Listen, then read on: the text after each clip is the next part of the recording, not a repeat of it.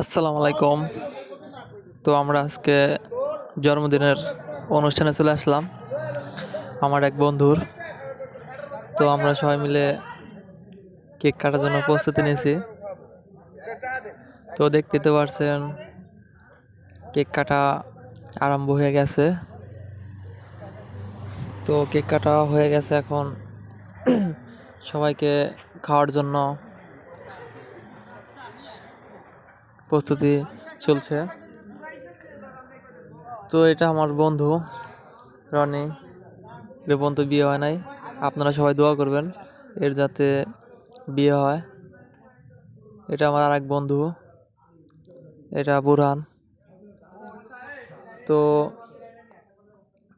ওর জন্য সবাই দোয়া করবেন।